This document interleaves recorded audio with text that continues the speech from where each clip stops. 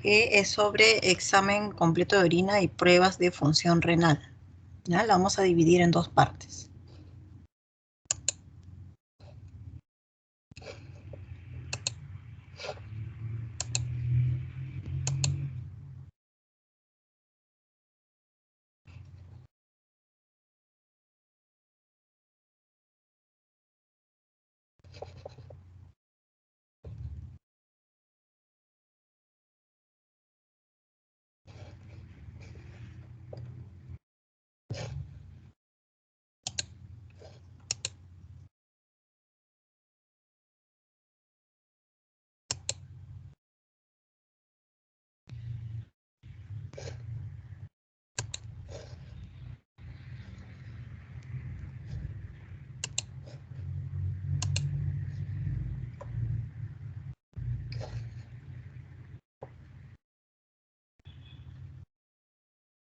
¿Me confirman, por favor, si se ve la pantalla? Sí, doctora, sí se ve. Ya, gracias. Bueno, entonces, como les mencionaba, esta primera parte va a ser para explicarles sobre el examen completo de orina, que es uno de los exámenes más solicitados, es un examen básico, ¿no? Que se solicita tanto para pacientes de consultorio externo, emergencia, hospitalización. Entonces, los objetivos de nuestra práctica de hoy día va a ser que ustedes puedan conocer los fundamentos, la técnica del proceso analítico de este examen de orina, que puedan interpretar adecuadamente los resultados para que puedan descartar o corroborar una presunción diagnóstica, ¿no? Así como hacer seguimiento de algún paciente que esté recibiendo tratamiento. Bueno, esta diapositiva les presenté también en la clase teórica, ¿no? Nos resume un poco cómo es todo el proceso del examen de orina, ¿no? La parte preanalítica, donde está la recolección de muestras, el frasco que tenemos que utilizar. Luego pasamos ya al proceso analítico, donde se evalúan las características físicas de la muestra. Luego hacemos un examen bioquímico con ayuda de un reactivo, que en este caso son las tiras reactivas bioquímicas, que puede ser manual o con un equipo semiautomatizado.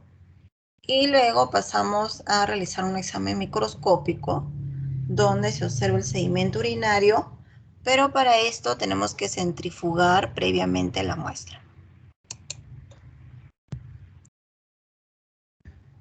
Entonces, recordar algunas definiciones, como que la orina es el producto de ultrafiltrado del plasma, nos permite excretar desechos tóxicos, mantener el equilibrio hídrico corporal.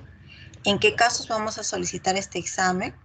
Para el diagnóstico de enfermedades de las vías urinarias, para hacer el seguimiento de un paciente que ya tiene un diagnóstico, para evaluar la eficacia de un tratamiento.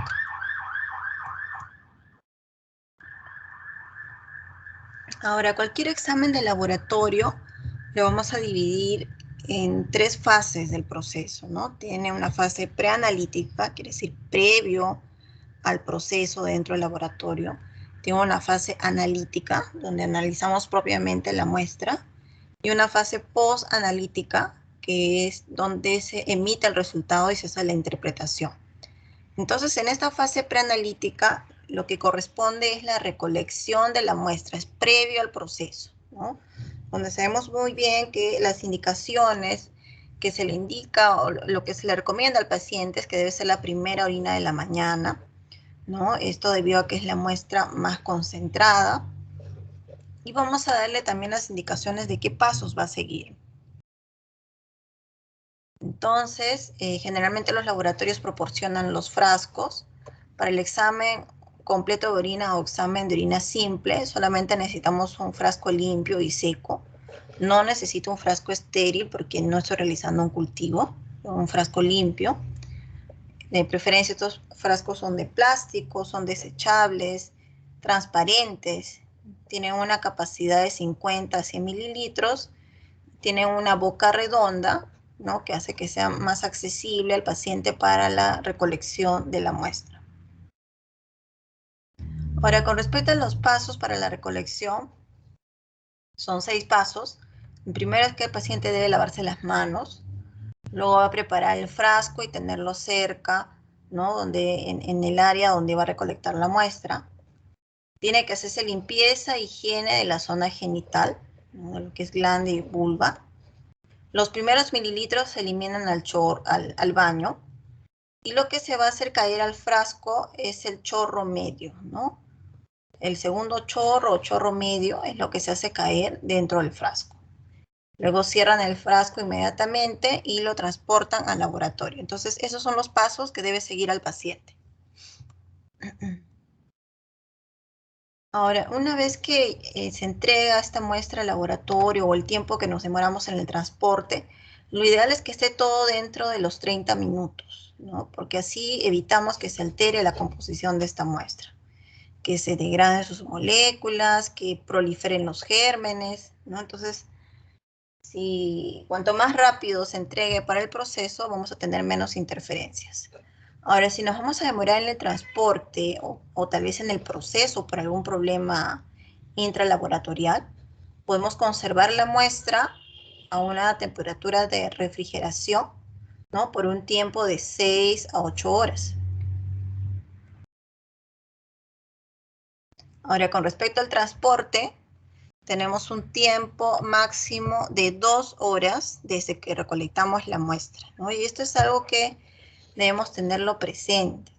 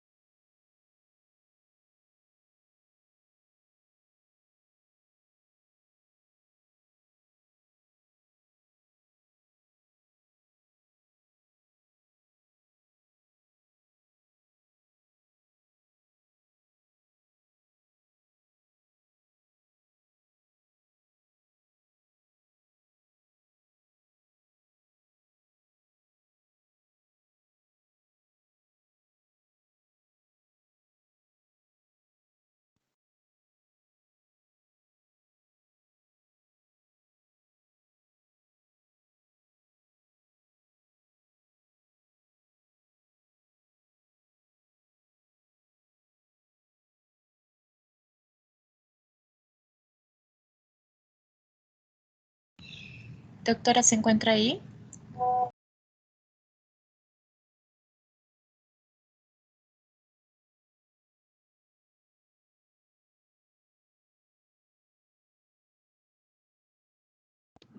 Un momento, chicos, que la doctora está teniendo problemas con su internet. Ahorita va a volver a conectarse.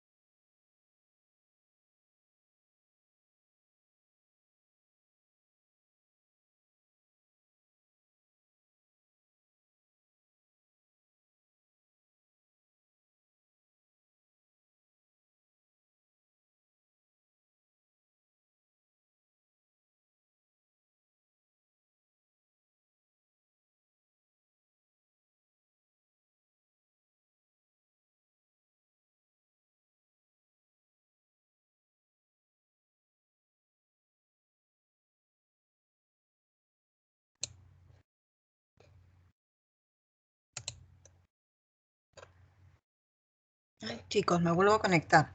Mil disculpas, tengo problemas de internet acá en mi domicilio. Estoy conectándome de mi celular, espero que no haya muchos inconvenientes. ¿Me escuchan bien? Sí, doctora, ahora sí la podemos escuchar. Ya, no sé hasta qué parte se logró escuchar. Estaba explicándoles con respecto al transporte y recolección de la muestra, o hasta qué diapositiva recuerdan que les mostré. Transporte y recepción, doctora. Recepción de la muestra, ya.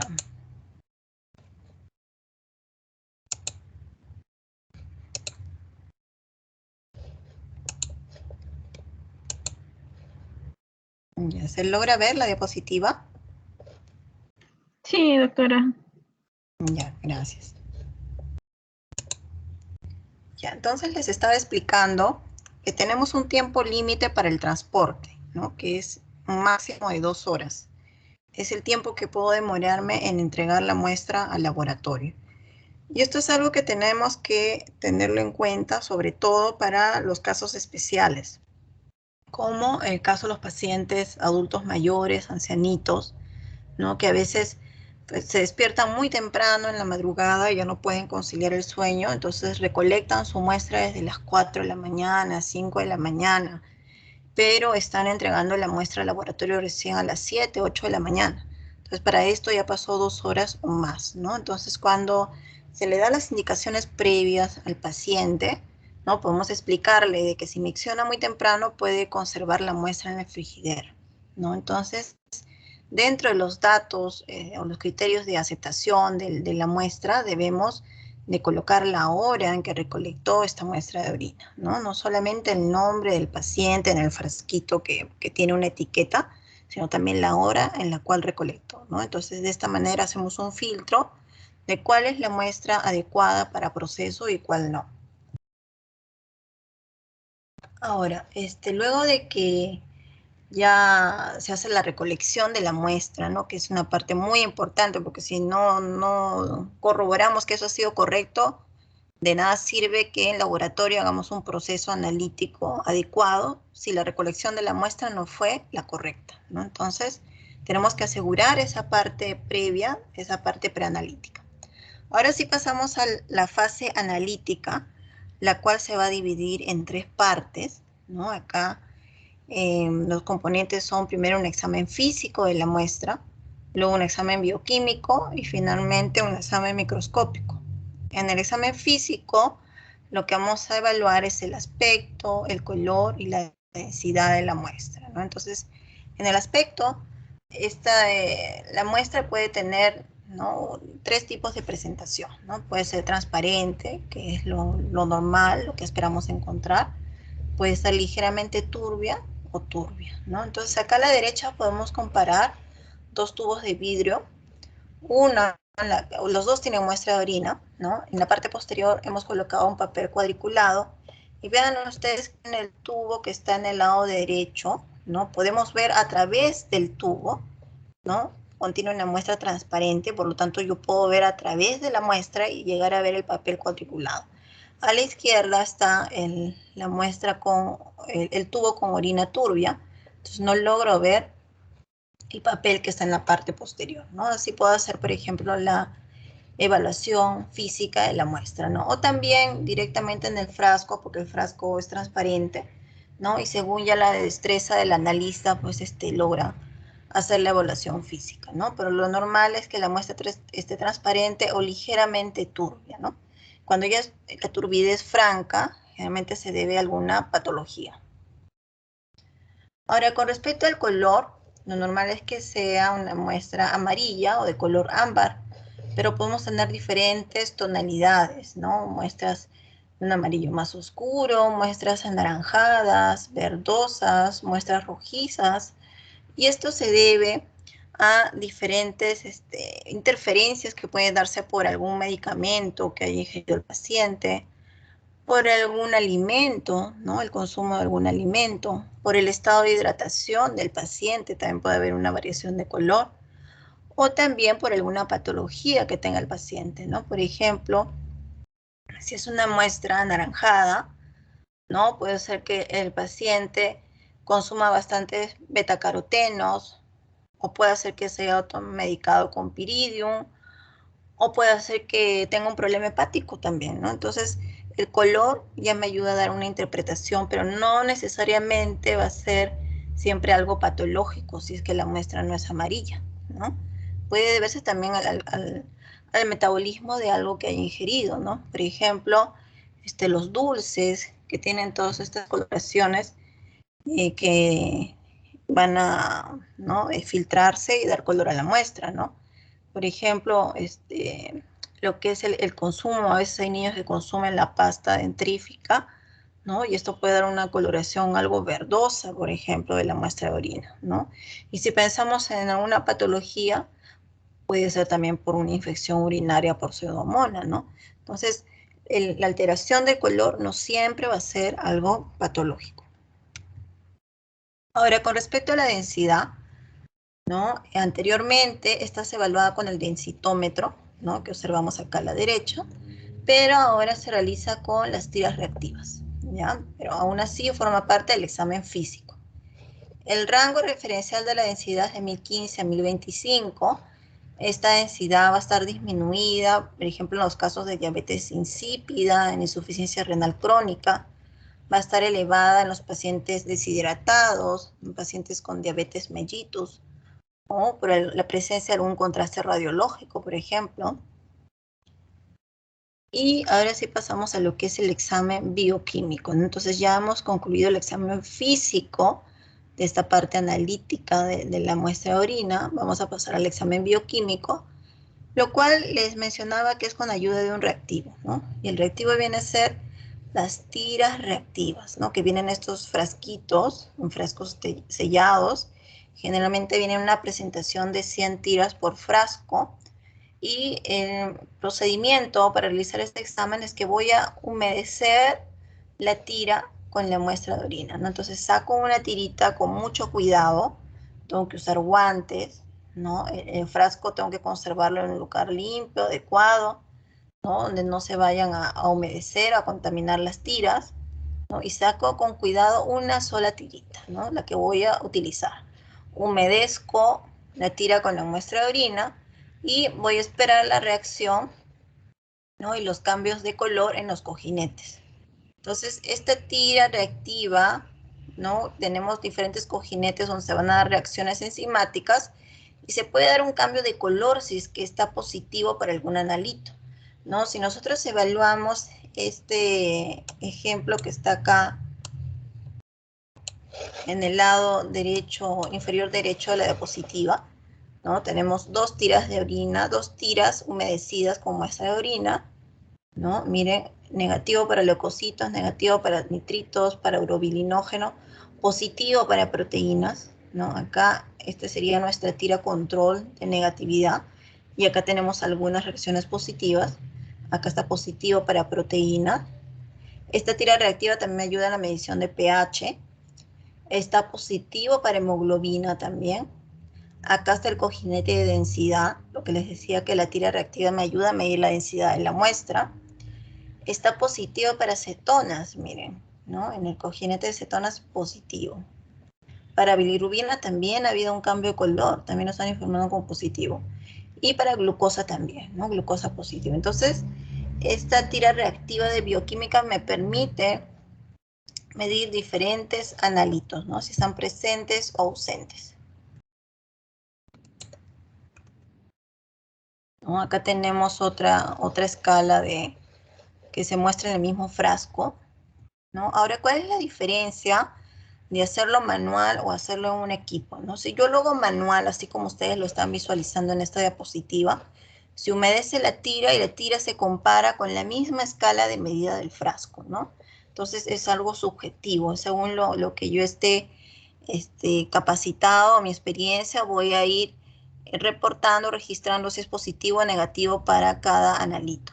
En el cambio de un equipo semiautomatizado, como lo que son los lectores de tiras de orina, yo introduzco esta tirita en el lector, ¿no? Y el lector ya está programado, configurado para arrojarme, ¿no?, la lectura de que si es positivo o negativo para alguno de estos analitos, ¿no? Entonces ya no va a ser subjetivo, va a ser medido por el lector. Pero aún así, el reporte solo es con respecto a algo semi-cuantitativo, ¿no? Si es positivo, solamente me lo informa en cruces. No me va a decir de proteínas, tiene 100 gramos de proteínas. Me informa la positividad en cruces, ¿no? Entonces, si yo quiero hacer un examen más exacto, voy a tener que pedir exámenes en orina de 24 horas. Este examen me ayuda a hacer una interpretación, ¿no? A hacer correlación con lo que tenga el paciente clínicamente y si es necesario solicitar exámenes complementarios si es que yo ya tengo sospecha de alguna patología.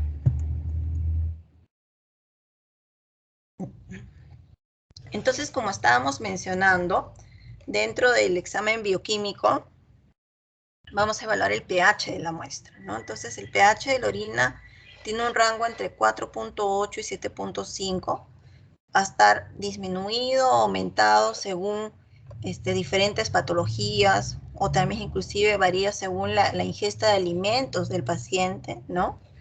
Según el proceso infeccioso que tenga o según cómo haya conservado yo la muestra, también puede alterar el pH de la muestra de orina.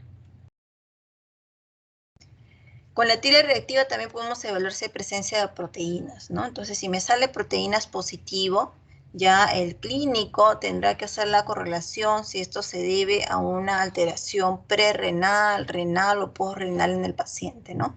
Y pedir los exámenes especiales complementarios como proteinuria 24 horas o exámenes de imágenes o exámenes de sangre complementarios según lo que se necesite para el diagnóstico definitivo. Con respecto a la glucosa, que es otro analito que se evalúa con la tira reactiva, ¿no? Va a estar presente, esta glucosa en la muestra de orina, una vez que sobrepase en sangre el umbral renal, ¿no? Entonces, si sobrepasa el nivel de 180 miligramos por decilitro, ya lo vamos a empezar a detectar en muestra de orina. Cetonas, ¿no? Otro analito que lo vamos a encontrar presente en la mayoría de los casos se debe a pacientes diabéticos descompensados, pero no en todos ellos va a ser siempre patológico, ¿no? Considerar que puede ser por un ayuno prolongado, ¿no? O por incremento del metabolismo de las grasas, ¿no? Entonces, ¿con cuántas horas consideramos que es ayuno prolongado? Chicos, ¿cuántas horas tiene que haber estado en inanición el paciente para que podamos catalogar como ayuno prolongado? A ver, María Morales. ¿Se encuentra María Morales?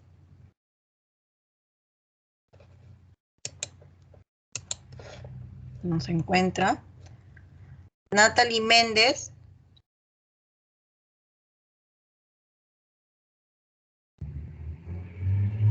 Sí, doctora, buenas tardes. Buenas tardes, Natalie. ¿Cuántas horas de inanición tiene que tener el ¿Podría paciente? ser de 6 a 12 horas? Ya, o sea, tú le das un rango de 6 a 12. Ya. Sí.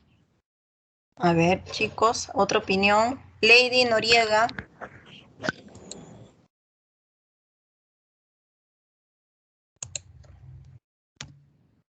¿Se encuentra Lady Noriega?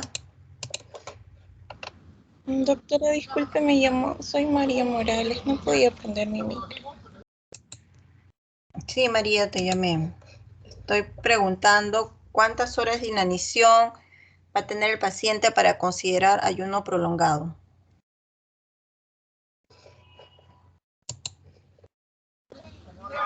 ¿Cuándo son varios días? ¿Cuánto? Doctora, buenas tardes. Soy Noriega. 8 horas. Noriega, 8 horas. Dice, no, es más, un poco más. A ver, dice que tiene 12, doctora. Rango de 10 a 16 horas. Yumi dice hasta 16 horas, y ya con 16 horas definitivamente es prolongado, pero ¿a partir de cuánto es? Por ahí escuché, a ver, 12, doctora. ¿quién es? 12 quizás. 12. Rayleigh Pimentel. Rayleigh Pimentel. 12 horas, ¿no? A partir de 12 horas, chicos. A partir de 12 horas, ayuno prolongado, ¿ya? Entonces, Cuando nos llega un paciente descompensado, ¿no? Capaz por la emergencia, ¿no? Que le están pidiendo un examen de orina dentro de los exámenes de evaluación de emergencia y tenemos cetonas es positivo, pero no es un paciente diabético, un paciente joven, no hay cuadro clínico de diabetes, ¿no? Ni nada por el estilo. Descartar en ese momento si se trata de ayuno prolongado. ¿Ya? Muy bien.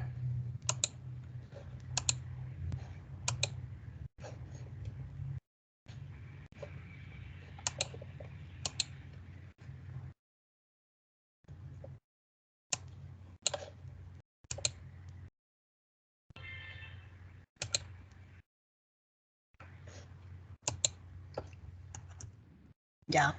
Y otro de los analitos que es importante también que conozcan con respecto a la interpretación es la presencia de nitritos, ¿no?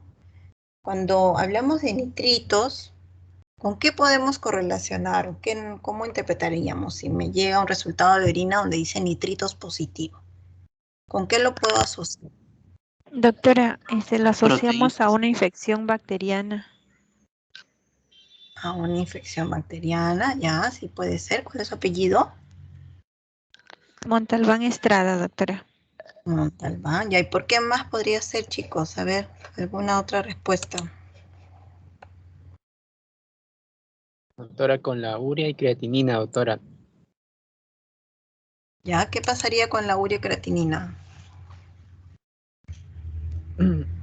Hay una eliminación, hay una excreción elevada de urea y creatinina, ¿no? Entonces, estamos pensando en un paciente con una,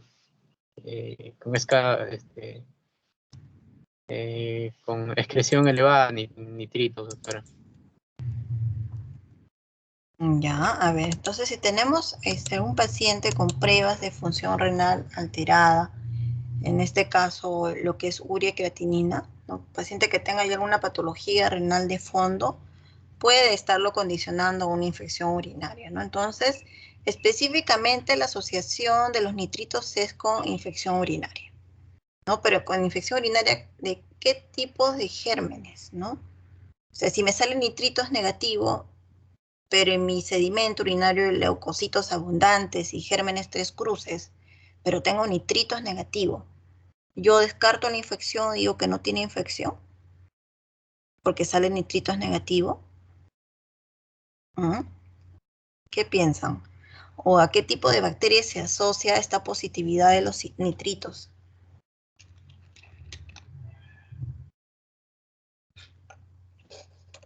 A ver, ¿alguna idea? Doctora, disculpe, ¿puede repetir la pregunta?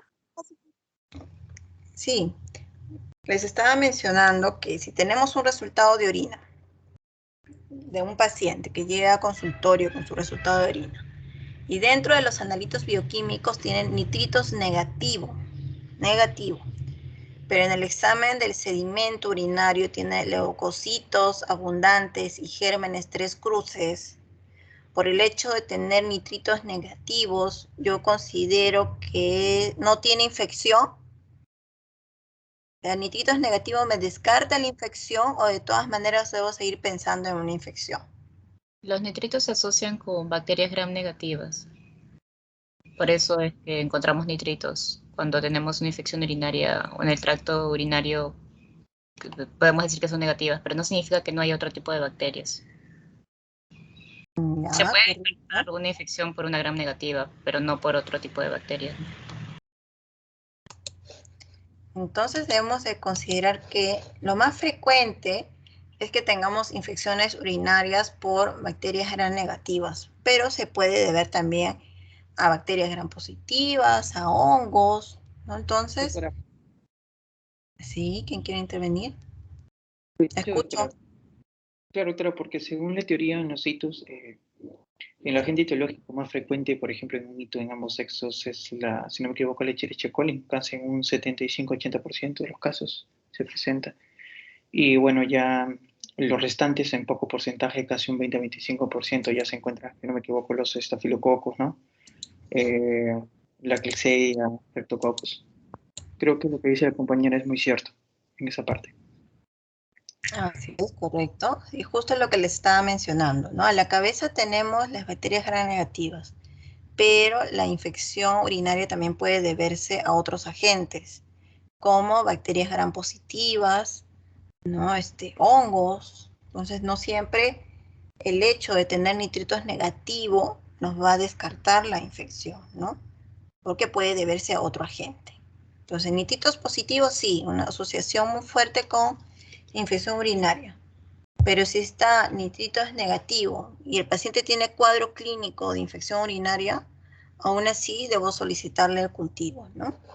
Porque, como les mencionaba, no descarta la infección. Ya, muy bien. Entonces, ahora sí pasamos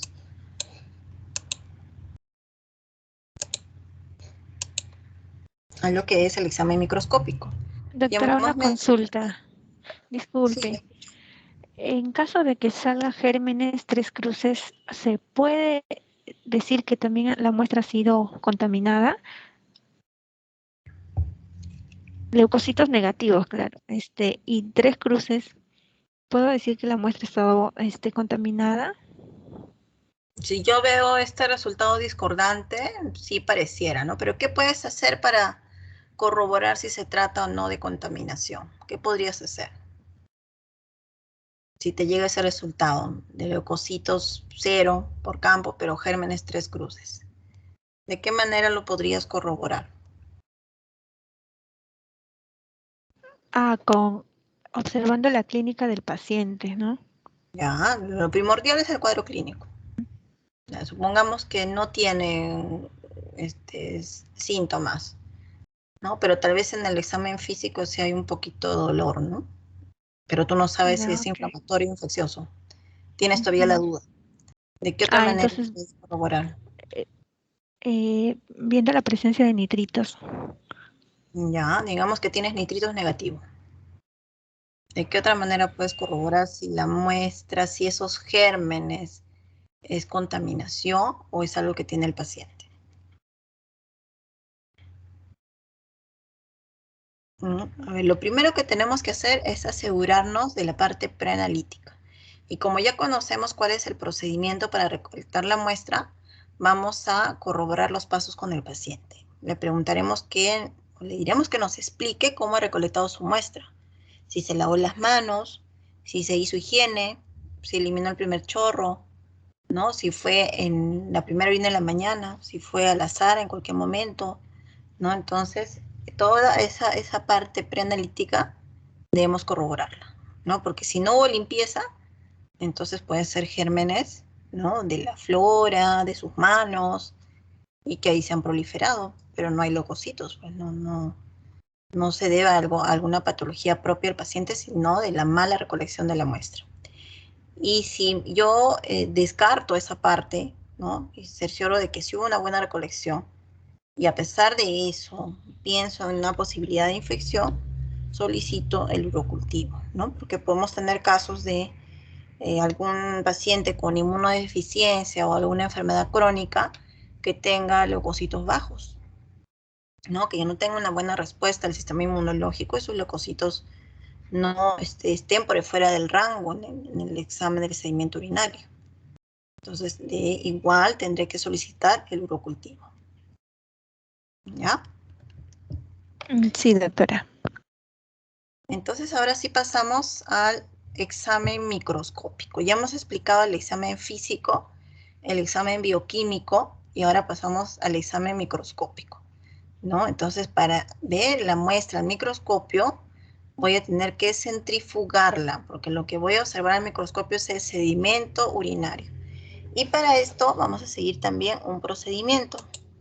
Como en la muestra han visto que se recolecta en un vasito, ¿no? Y tal vez he estado procesando otras muestras y hasta que llegue a la muestra número 10, ya esta muestra se ha precipitado un poquito, ya no tiene la misma concentración porque le he dejado en reposo. Entonces tengo que homogenizar la muestra. Y homogenizar quiere decir que voy a mezclar todo el contenido. Le voy a dar vueltitas en el frasquito para que se mezcle toda la muestra. Luego paso una muestra representativa a un tubo de vidrio, un tubo con medidas de 13 por 100, y lo voy a llevar a una centrífuga, ¿ya? Como este de acá. Vamos a contrapesar las muestras para que no se me rompan los tubos de vidrio y voy a programar la centrifugación. Luego de que acabe la centrifugación, voy a llevar las muestras al lavadero y voy a eliminar todo el sobrenadante. Eso se llama decantar la muestra. Y nos vamos a quedar solamente con el sedimento. El sedimento es lo que queda adherido al fondo del tubo, a la base del tubo, al fondo del tubo, ¿no? Voy a trabajar con esas gotitas. Voy a resuspender esa muestra con una pipeta, ¿no? Voy a tomar una cantidad de 20 microlitros, lo voy a colocar en una lámina portaobjetos, lo voy a cubrir con una laminilla, lo voy a llevar a microscopio para mirarlo a un aumento de 40x. Entonces ahora sí está lista mi muestra para observar el sedimento urinario. ¿Y qué elementos podemos encontrar en el sedimento urinario? Puedo encontrar células, ¿no? ¿Células de qué tipo? Células del mismo epitelio, células del urotelio. Puedo encontrar glóbulos rojos, leucocitos. Entonces, todas estas tres son células. Puedo encontrar cristales, puedo encontrar cilindros, ¿no? Puedo encontrar diferentes estructuras que ahorita vamos a ir explicando y mostrando. En el caso de los hematíes, ¿no? Se observan como unas estructuras muy pequeñitas, no tienen núcleo, no tienen gránulos en su interior, ¿no? Inclusive tienen una coloración media rojiza, ¿no? Acá se ve como cambio de colores, pero recuerden que este examen se realiza sin ninguna coloración, ¿no? Es una muestra simple. Se centrifuga y se observa al microscopio. Entonces, para esto tengo que estar capacitado para reconocer las diferentes estructuras. Entonces, lo que estoy mostrando con el puntero son los hematíes, ¿ya? Y voy a tener que contabilizarlos por campo. Entonces, ¿hasta cuánto se considera normal de hematíes en el sedimento urinario? ¿Cuántos por campo? ¿Se acuerdan, chicos? ¿Cuántos por campo? ¿De 2 a 3? De 0 a 3, ¿no? Que puede ser que tenga 0 y es normal. Y hasta 3 también es normal. Ese es mi rango, de 0 a 3 por campo. Mayor a eso ya es patológico. En el caso de los leucocitos, acá tengo varias imágenes. Miren la del centro, voy a diferenciar bien lo que es un hematíe de un leucocito. Miren el hematíe que es pequeñito, es sin núcleo, sin gránulos, sin nada. El leucocito, mucho más grande, ¿no? Bien redondeado, con gránulos en su interior, es medio amarillento, ¿no? Acá también varios leucocitos, acá también señalados con las flechas. Acá está inclusive rodeando un cristal, ¿no? Acá están abundantes, ¿no? Abundantes leucocitos. Yo observo esto y lo informo con más de 100 leucocitos por campo. Acá puede ser que haya 400, 500, 1000, pero yo no los voy a contar. Si hay más de 100, se reporta como mayor a 100 leucocitos por campo, ¿ya?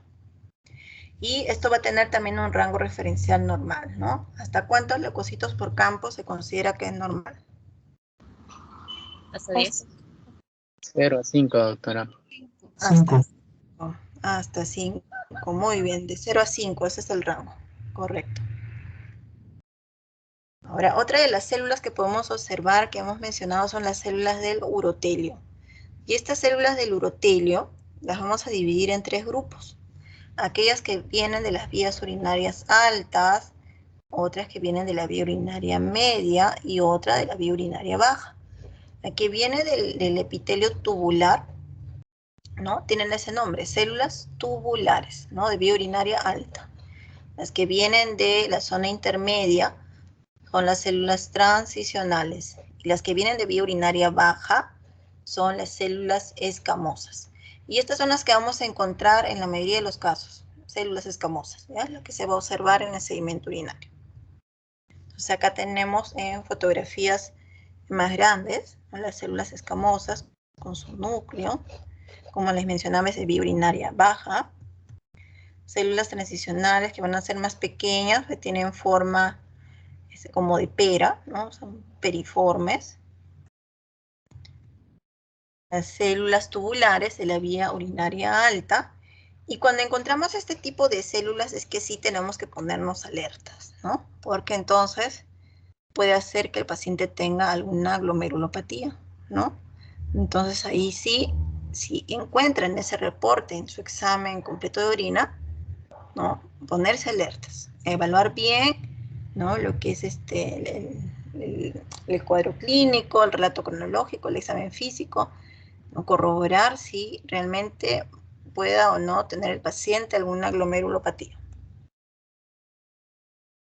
Entonces ya hemos mencionado las células, ¿no? Otra de las estructuras que podemos encontrar son los cilindros. Y los cilindros los vamos a dividir según su contenido, ¿no? Según su matriz, según sus inclusiones, según su pigmento. Según su matriz pueden ser hialinos y serios. Según sus inclusiones pueden tener gránulos dentro, pueden tener células del urotelio, pueden tener leucocitos, eritrocitos, bacterias. Según su pigmento pueden tener hemoglobina, mioglobina, bilirrubina. Entonces, acá tenemos, por ejemplo, ¿se me escucha bien, chicos?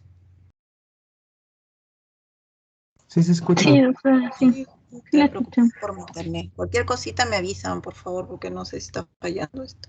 Ya. Entonces acá tenemos una imagen de los cilindros hialinos. De toda la clasificación de cilindros que les he mostrado, estos son los únicos cilindros que se consideran normales. Todos los demás son patológicos, ¿ya? El único cilindro normal es el cilindro hialino, siempre y cuando lo encontremos en un rango de 0 a 2 por campo. También mayor a eso ya descartar alguna patología, ¿ya?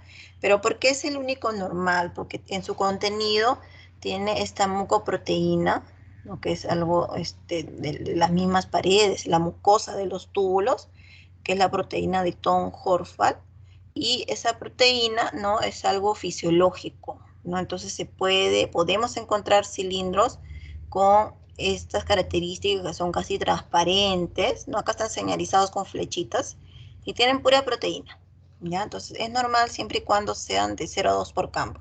Pero miren, en este campo hay como 4, ¿no? 1, 2, 3, 4. Entonces ya en este campo ya sería patológico. Ahora, dentro de su contenido también pueden tener leucocitos, como estas imágenes, ¿no? Serían cilindros leucocitarios. Pueden tener hematíes en su contenido, serían cilindros eritrocitarios. Pueden tener células epiteliales. Pueden tener gránulos en su interior, que son los cilindros granulosos, ¿no? Y estos gránulos generalmente provienen de la degradación, de la destrucción de otras estructuras, ¿no? Ya sea de leucocitos, de células epiteliales, de bacterias. Entonces existe una asociación de lo que es cilindros granulosos con infección urinaria también, ¿ya? Entonces siempre que observamos cilindro granuloso es patológico. Podemos encontrar cilindros serios que se parecen a los cilindros hialinos pero son más gruesos. Ya. Otra de las estructuras que podemos encontrar son cristales, ¿no? Estos cristales se forman por la precipitación de las sales de orina, se forman en los túbulos, ¿no?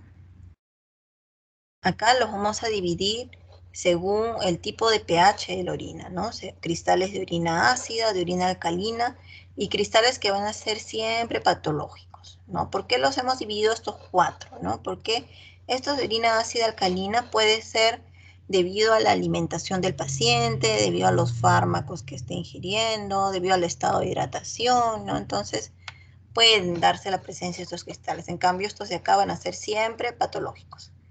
En el caso de los cristales de orina ácida, podemos encontrar cristales de ácido úrico, de oxalato de calcio, de urato de amonio, uratos amorfos. En el caso de orinas alcalinas, podemos encontrar cristales de fosfato triple, que tienen fosfato, amonio, magnesio, cristales de carbonato de calcio, de biurato de amonio, fosfatos amorfos, fosfato de calcio, Y en el caso de los cristales que siempre van a ser patológicos, son los cristales de cistina, leucina, tirosina y colesterol. Acá tenemos otras fotografías de los cristales. Miren los cristales de ácido úrico, ¿no? Cómo se observa con esa coloración amarillenta, estos tres de arriba. Estas imágenes de abajo serían cristales de uratos amorfo, que se observan como unos gránulos o harina que yo hubiera colocado sobre la lámina portaobjetos, ¿no? Esto se observa igual en orina ácida o orina alcalina. El nombre varía solo por el pH. Si yo observo esto con orina ácida, son uratos amorfos. Si yo observo estas imágenes con orina alcalina, son fosfatos amorfos. Otro de los cristales de orina ácida son los oxalatos de calcio. Y miren acá en esta imagen del centro, la parte inferior del centro, cómo se observa el brillo del aspa, ¿no? Que tiene en su interior el oxalato de calcio, ¿no? Que justo se tomó esta fotografía cuando estaba en plena refringencia. Entonces nosotros movemos el micrométrico cuando estamos observando en microscopio, y al mover el micrométrico estos cristales se encienden, emiten refringencia, por eso son cristales. Entonces acá se observa claramente cómo se enciende el aspa, ¿no? Ese contenido del cristal de oxalato de calcio. Acá tenemos los cristales de orinas alcalinas, ¿no? El fosfato de calcio, el fosfato triple. Miren que el fosfato triple tiene la estructura como si fuera una tapa de ataúd, ¿no? Se parece a una tapita de ataúd. El nombre correcto es fosfato triple. Los fosfatos amorfos, que se observa similar a los uratos amorfos. Dentro de los cristales patológicos, los de cistina, colesterol, tirosina. ¿Y qué otras estructuras podemos encontrar en el examen microscópico del sedimento urinario, ¿no? Podemos observar bacterias, que hemos venido mencionando, podemos observar levaduras, parásitos, mucosidad, ¿no? Entonces, si encontramos eso, también debe reportarse, ¿no? Las bacterias generalmente se van a observar como bacilos, ¿no? Muy pequeñitos, se van a estar en pleno movimiento, ¿no? Rodeando leucocitos o células epiteliales, pero van a estar en pleno movimiento cuando observamos el campo en microscopio, ¿no? Porque son organismos vivos, ¿no? Entonces van a estar moviéndose las bacterias. Así podemos observar las levaduras. Esta telaraña que se ve, ¿no? Como unos hilos de telaraña en el fondo de este campo, es el filamento mucoide, ¿no? Que no siempre es algo patológico, ¿ya? Porque esta mucosidad forma parte de lo que cubre el urotelio, ¿no?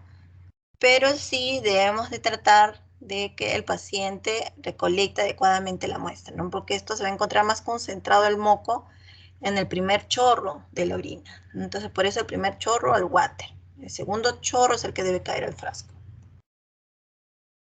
Parásitos. Podemos encontrar huevos de enterobios vermiculares, ¿no?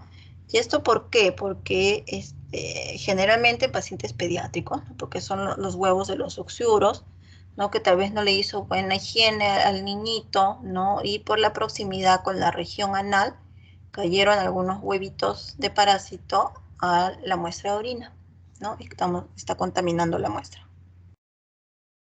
Vamos a encontrar tricomonas vaginalis, también se van a observar en pleno movimiento, igual que las bacterias, pues con sus flagelos, ¿no? Moviéndose por todo el campo del microscopio. Ahora, este es más o menos el formato que se sigue para el reporte de examen de orina, ¿no? O de reporte de cualquier resultado, ¿no? Va a estar siempre el nombre del paciente, la fecha, el tipo de muestra. En el caso del examen de orina, empezamos por lo que es el examen físico. Va a estar el color, aspecto, densidad, luego el examen bioquímico, ¿no? Con los analitos bioquímicos que ya hemos mencionado. Y luego el examen del sedimento urinario, ¿no? Donde va a estar si se observan no células epiteliales, leucocitos, hematíes, cilindros, sea cristales, moco, gérmenes o cualquier otro hallazgo que se encuentre dentro del examen microscópico. Y eso sería con respecto a esta primera parte. No sé si les voy a poder compartir el video.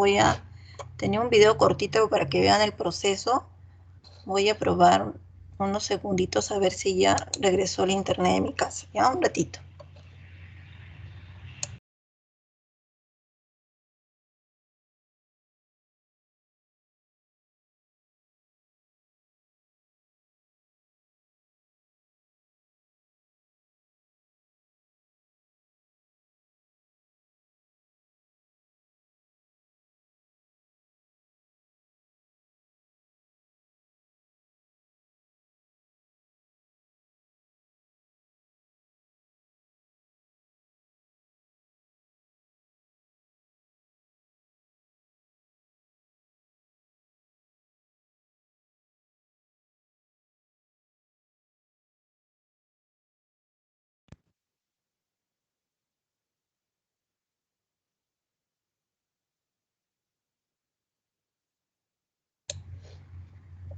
A ver, me confirman si logran ver el video y si lo escuchan, ¿ya?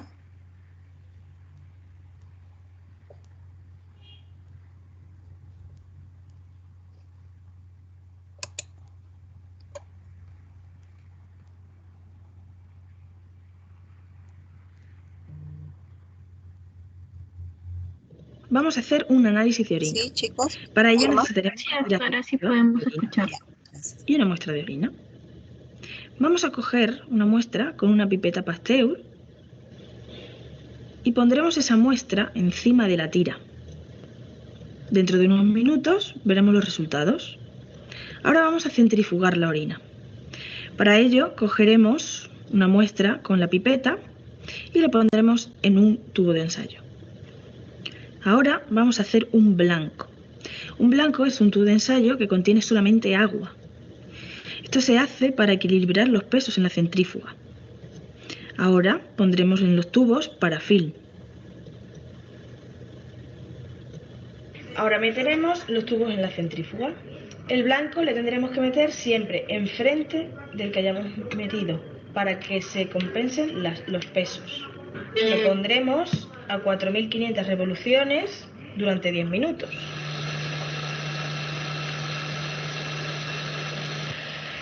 Vamos a leer el resultado de la tira reactiva de la orina. En primer lugar vemos que la bilirrubina, el urobirinógeno, la cetona, el ácido ascórbico, la glucosa y las proteínas son normales. Todos engloban en estos colores. Sin embargo, aquí vemos que presenta un poco de hematíes. Correspondería con este dibujo. Luego esta orina presenta un poco de hematuria. El pH es normal, los nitritos son negativos, los leucocitos son negativos y la densidad corresponde a un valor de 1030. Una vez pasado el tiempo de centrifugación, vemos que no podemos abrir hasta que no esté apagado. Sacaremos los tubos de ensayo. El blanco, que está igual que entró, y la muestra de orina. Vemos que aquí en el fondo hay un botón celular. Estas son las células que había en la orina. Suelen ser células uroteliales.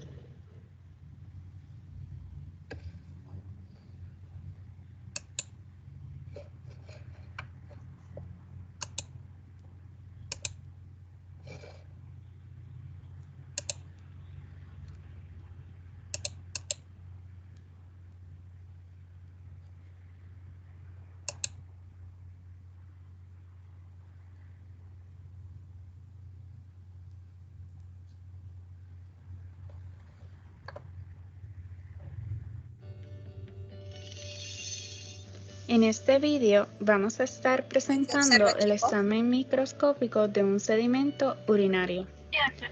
Realizar cuidadosamente el examen microscópico del sedimento urinario puede proporcionarnos información valiosa para el diagnóstico y manejo clínico de las enfermedades renales. La evaluación cualitativa o semicuantitativa de elementos formados en una muestra de orina identifica células, cilindros, cristales y microorganismos de importancia clínica. El examen puede ser realizado en un microscopio de luz donde la orina puede estar sin teñir o teñida, o a veces en un microscopio de fase.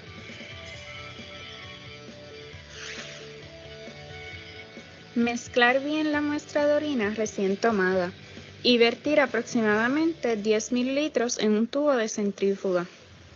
Centrifugar durante 5 minutos a 1800 revoluciones por minuto.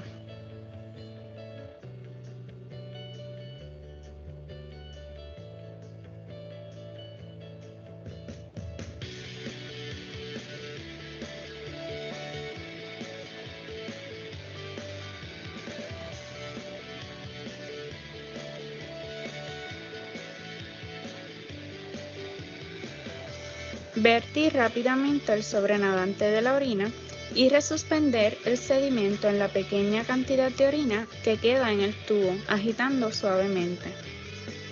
Invertir el tubo y colocar una pequeña gota de la muestra en una laminilla de vidrio limpia.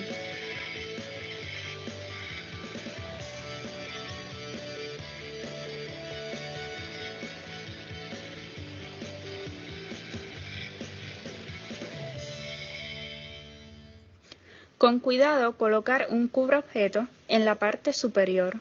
No deben de haber burbujas de aire ni gran exceso de muestra bajo el cubreobjeto. Colocar la laminilla bajo el objetivo de baja potencia 10x en el microscopio.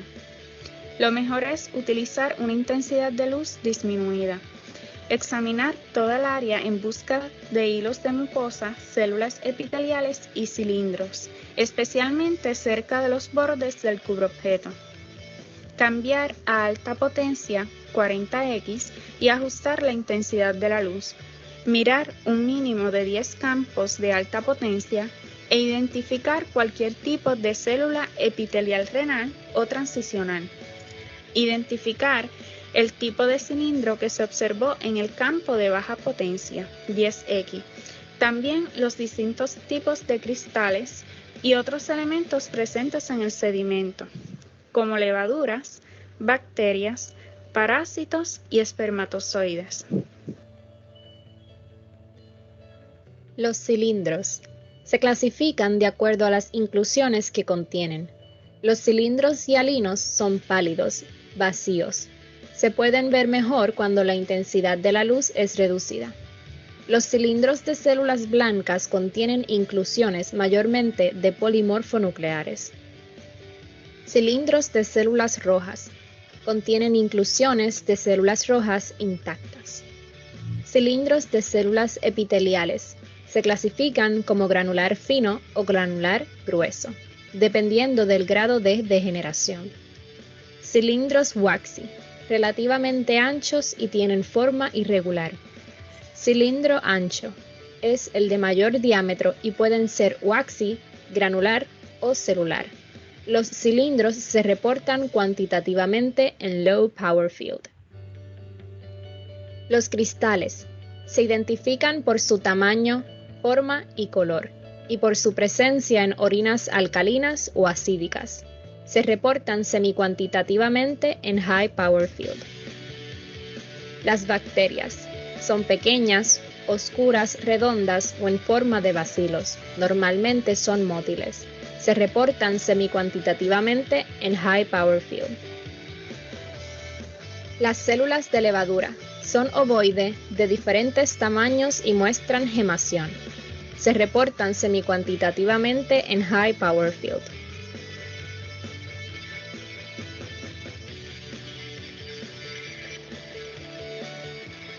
Los parásitos se encuentran en orina como contaminantes vaginal. El más común es Trichomonas vaginalis y se reportan semicuantitativamente en high power field. Espermatozoides son cuerpos ovalados, pequeños con una cola larga.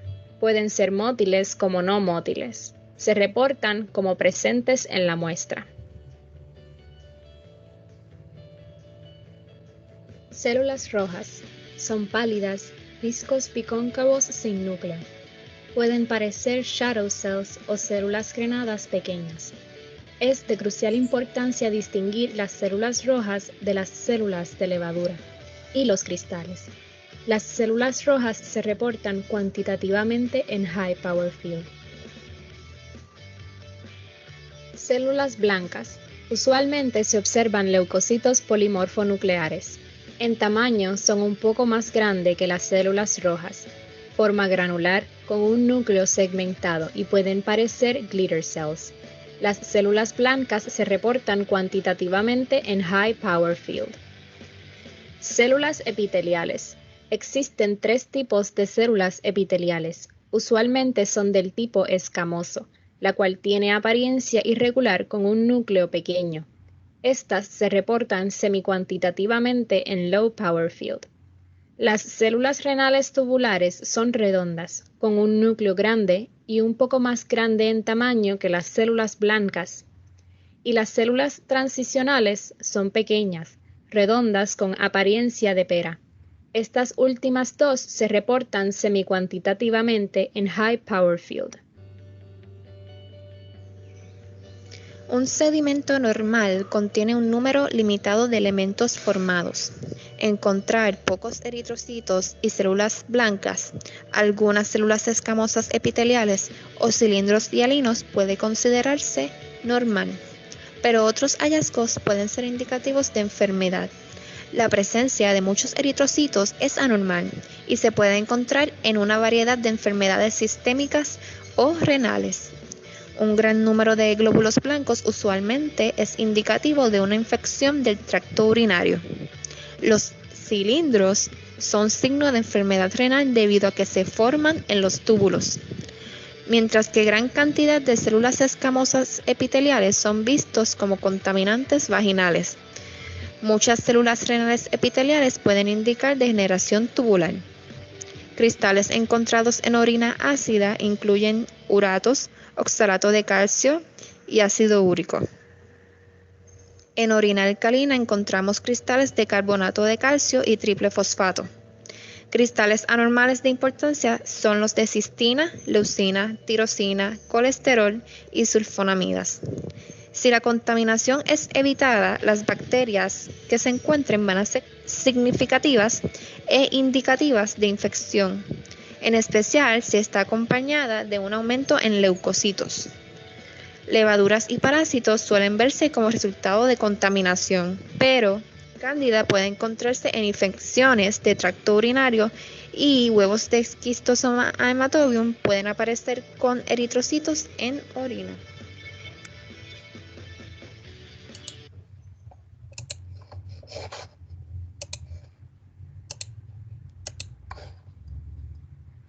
Muy bien. Entonces, hemos observado en los videos un resumen de lo que corresponde al proceso de este examen importante, ¿no? Del examen completo de orina. ¿Algo que se haya mencionado en el video que tal vez quieran consultar? Chicos, ¿no está todo claro?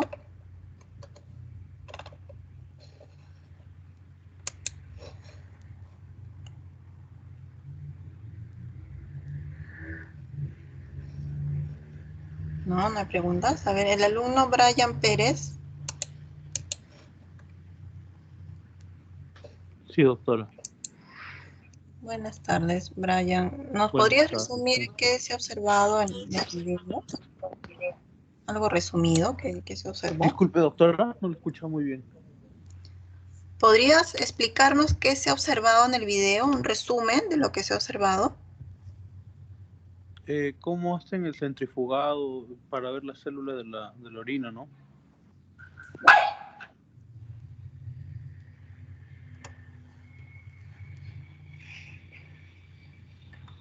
Ya, solo se ha visto la centrifugación, Brian. Un momento, doctora, mi perrito está aquel lado. Eso es lo que he podido rescatar, el procedimiento que hacen para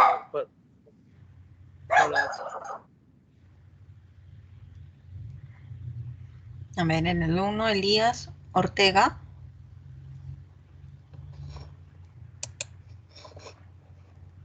Sí, doctora, buenas. ¿Me logra escuchar?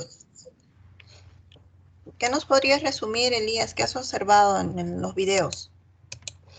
Sí, doctora, se ha observado justamente todo el proceso que, básicamente el examen microscópico, ¿no? La última parte que lo que es para observar el sedimento urinario, ¿no? El proceso de centrifugación y el proceso de extracción justamente después de la centrifugación, el sedimento que queda, ¿no? Y justamente en el sedimento se pueden observar diferentes, ¿no? Diferentes elementos formes como células, cristales, algunos cilindros, ¿no? Te habían explicado justamente dentro de las células la, la cantidad de células de glóbulos rojos, glóbulos blancos, células de urotelio, las células del urotelio también, las células tubulares tradicionales, las escamosas que se ha visto, ¿no? Y los diferentes tipos de cilindros, ¿no? Cilindros hialinos y entre otros. Muy bien, correcto, gracias. El alumno Ángel Morales.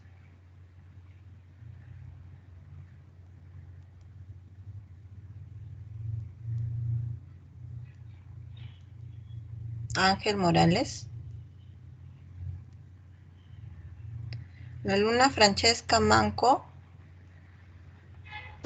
Sí, doctora, buenas tardes. Buenas tardes, Francesca. ¿Qué nos podrías resumir de los videos que se han observado?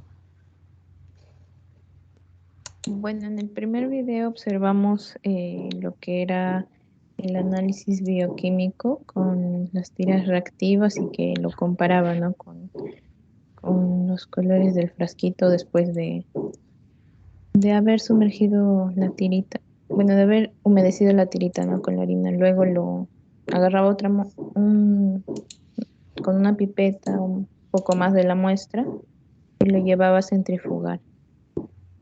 En el siguiente video vimos cómo analizaban esa muestra ya centrifugada. El sobredanante lo botaban y quedaba solo el sedimento de abajo. Y eso, después de ponerlo en un portaobjeto y cubrirlo, lo ponían en el microscopio. Primero dice que lo veían a 10x, y ya luego iban subiendo, se vio que puede haber presencia de células, de hematíes, de leucocitos, de parásitos también, y de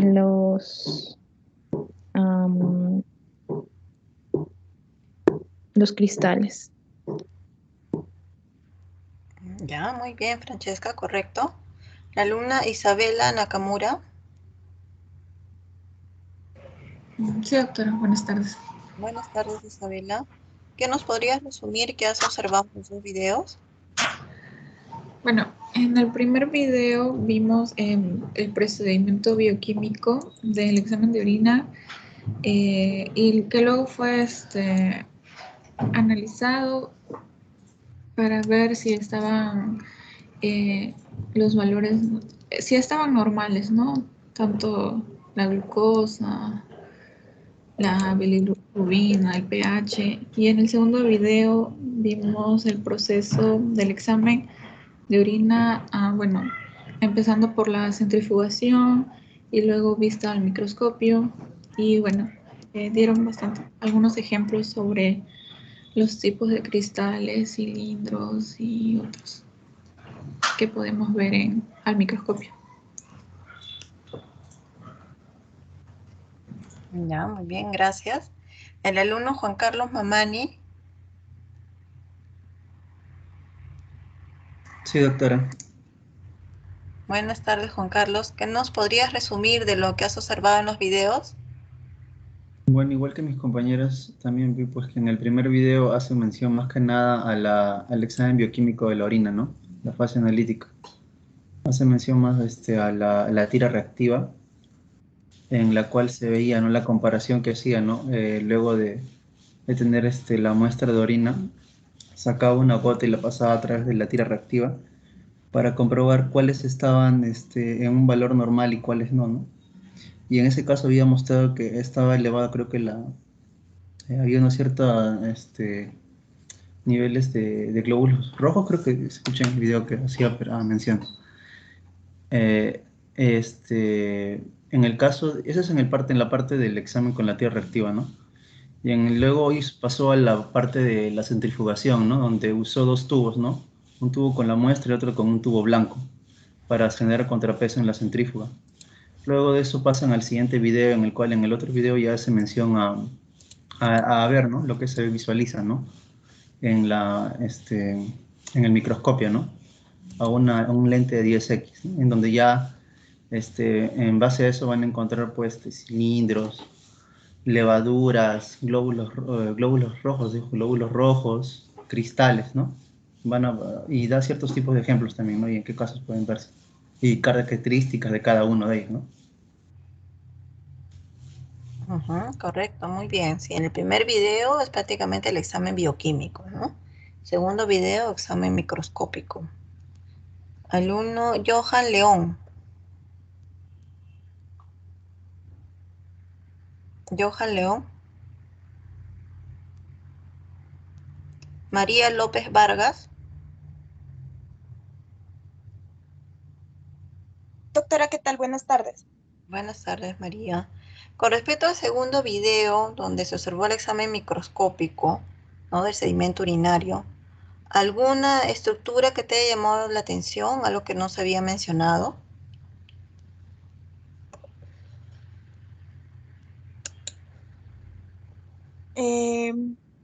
Bueno, la verdad, doctora, es que no pude observar muy bien el video porque estaba desde el celular y justo ese momento se me apagó y tuve que pasarme a la laptop. Pero lo que sí observé es el primer video y como ya mencionaron mis compañeros, lo que básicamente se hizo mención es el procedimiento bioquímico del examen de orina, haciendo mención lo que es a la tira reactiva y los resultados que pueden obtener.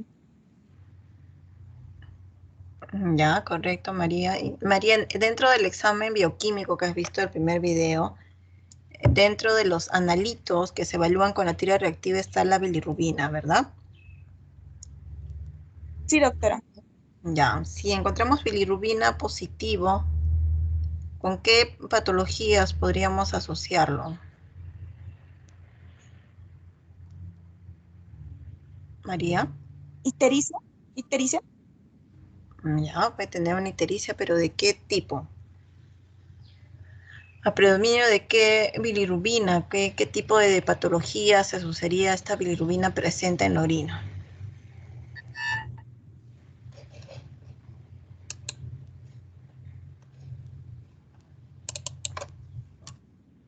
¿Podría ser alguna obstrucción en las vías urinarias?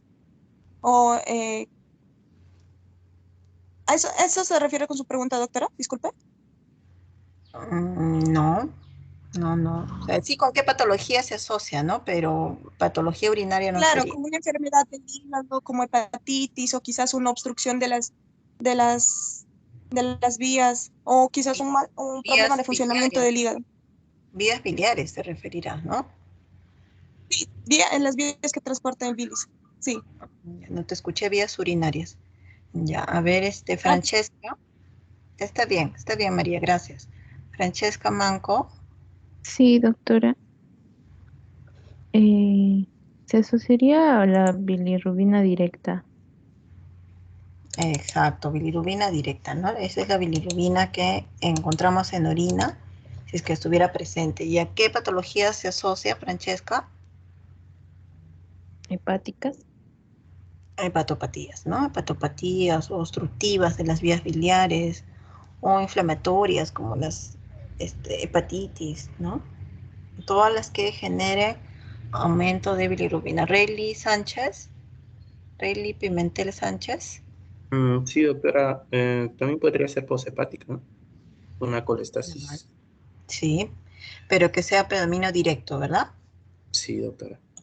Predominio directo. Bilirrubina conjugada, ¿no? Bilirrubina directa. Muy bien.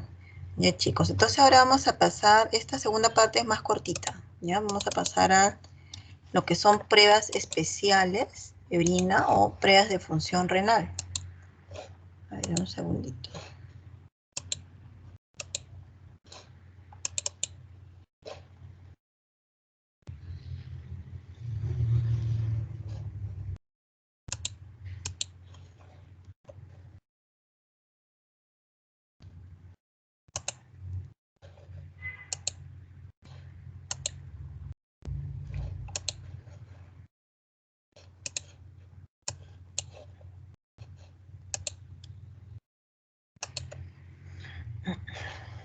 ¿Me confirman, por favor, se observa la diapositiva? Sí, doctora. Muy bien. Entonces, para esta segunda parte, lo que son las pruebas de función renal o pruebas especiales, es muy importante también esta fase preanalítica, ¿no? Lo que quiere decir la recolección de la muestra para este examen especial, que ahorita vamos a detallar. Entonces, acá recordemos cuáles son los componentes de la orina, ¿no? Que tenemos un gran porcentaje de agua, ¿no? Compuestos orgánicos, ¿no? Los cuales se dividen en nitrogenados y no nitrogenados, compuestos inorgánicos. Entonces, todos estos compuestos, ¿no? Son los que yo puedo pedir como exámenes especiales. Pues yo puedo pedir magnesio en orina 24 horas, yo puedo pedir ácido úrico en orina 24 horas, ¿no? Con la creatinina puedo pedir depuración de creatinina, que es un examen especial. Entonces, según lo que estemos sospechando clínicamente en el paciente, ¿no? Y según la prueba complementaria que necesito, pediré el examen, ¿no? Entonces, ¿cómo va a ser la recolección de esta muestra? Hemos dicho que esta es la parte más importante, ¿no? Y el paciente tiene que entenderlo, porque de lo contrario, mala recolección, mal resultado, ¿no? Y si así de esa manera tiene que ser consciente el paciente y honesto de que está echando todo en la botella. Entonces, le indicamos, ¿no? Se despierta, por ejemplo, 6 de la mañana. Entonces va a empezar a juntar desde las 6 de la mañana de hoy día hasta las 6 de la mañana del día siguiente. Una vez que se despierta a las 6 de la mañana, la primera orina se elimina en el water y va a empezar a recolectar en las botellas todo lo que orine desde la segunda orina, todo lo que orine durante el día y la noche hasta el día siguiente, 6 de la mañana, incluida la orina de las 6 de la mañana del día que va a entregar la muestra. Así también indicaremos que la botella donde junte la muestra tiene que ser una botella de agua de preferencia, que no haya sido botella de gaseosa, ni de licor, ni de cualquier otro contenido, mejor de agua, ¿no? Una botella limpia. Y si su botella se llena y necesita más botellas, todo lo que recolecte de 24 horas debe estar en las botellas. Y todo entregar al laboratorio, ¿no? Bien rotulado con su nombre y todos los datos del paciente, ¿no? Esto es importante, ¿no? Y es importante que se cumpla dentro de los pasos de recepción de la muestra, ¿no? Porque tenemos muchos pacientes que, por ejemplo, llegan con una botella pequeñita de estas de agua que tienen un volumen de 600 mililitros, ¿no? Y la quieren entregar, pues, ¿no? Entonces, y ellos aseguren de que eso es todo su volumen de 24 horas y que la va a entregar y que no le interesa si lo que vaya a salir, porque ellos quieren entregar la muestra, ¿no? Y hemos tenido varios casos así, ¿no? Entonces tenemos que hacerle ver al paciente que sea consciente de lo que está realizando, de la recolección, de que si le recibimos esa mala muestra va a tener un mal resultado. Porque todos estos exámenes especiales con orina de 24 horas se calculan en base a fórmulas. Y uno de esos valores de las fórmulas es el volumen, ¿no? Y si el volumen no es real, el resultado tampoco va a ser confiable, ¿ya? Entonces es muy importante esta parte preanalítica, ¿no? La recolección de la muestra. Y que esta muestra de orina vaya siendo conservada en un lugar fresco hasta que se vaya a entregar al laboratorio. Y si se puede refrigerar, mejor todavía, mejor si se refrigera. Las consideraciones que se deben tomar es que estas muestras, en el caso que no pueda entregarse o procesarse, ¿no? El mismo día, en laboratorio podemos conservarlas hasta 7 días a una temperatura de refrigeración, ¿no? Inclusive podemos congelarlas 2 meses a menos 20 grados centígrados. Ahora, con respecto a la proteinuria de 24 horas, que es uno de estos exámenes especiales, ¿no? Que les dije a ustedes que lo podemos solicitar, por ejemplo, si tengo mi examen completo de orina, que es el examen inicial que hemos explicado, con positividad dentro de su examen químico a proteínas, ¿no? Y yo sospecho clínicamente que el paciente tiene una patología renal con pérdida de proteínas, entonces pediré este examen complementario de proteinuria de 24 horas, ¿no?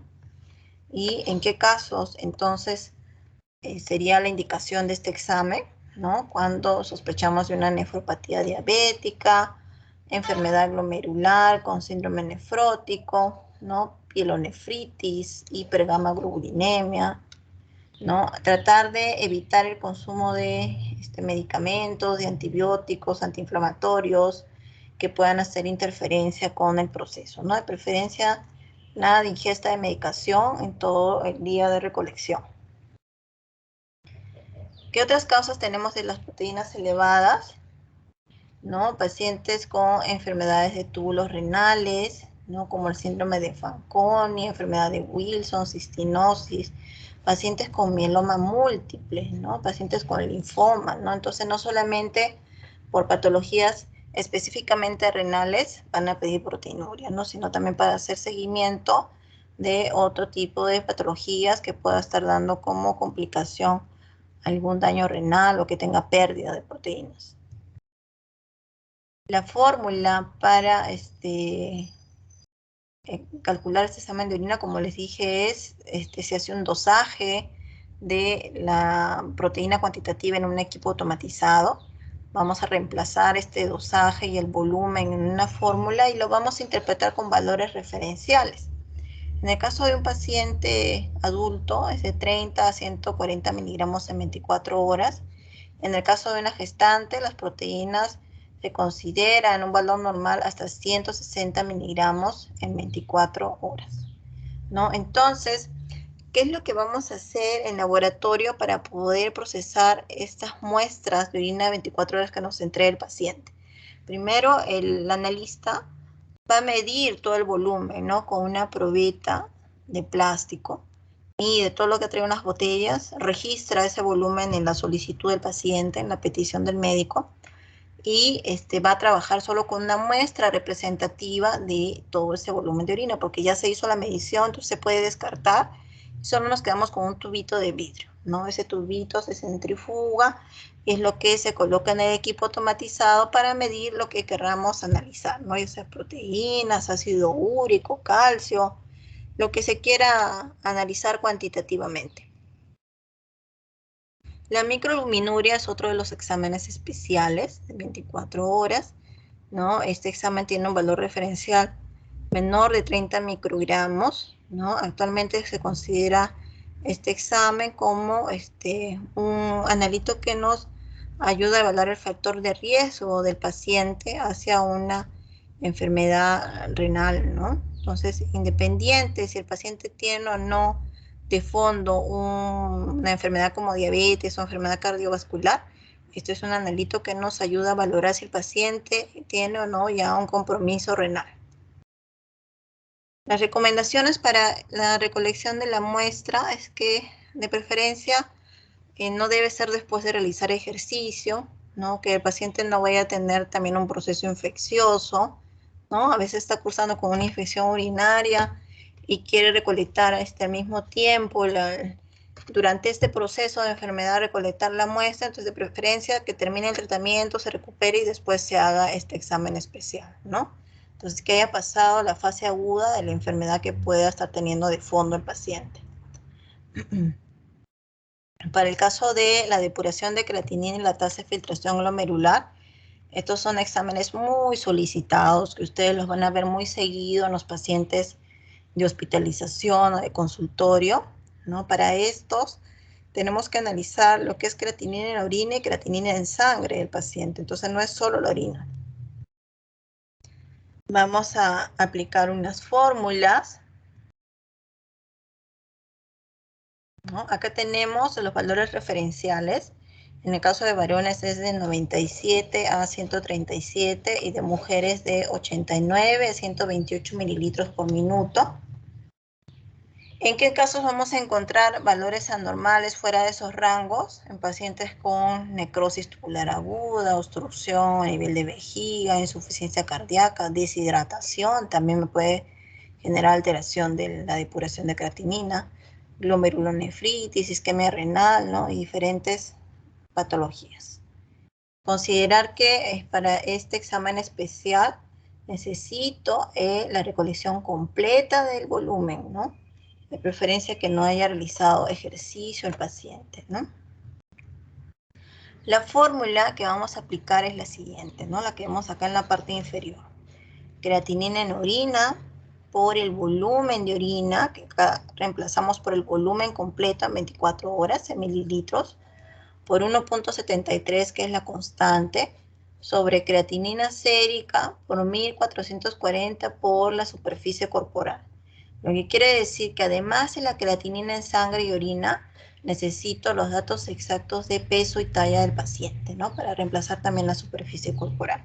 Entonces, reemplazamos acá los datos y podemos calcular su depuración de creatinina.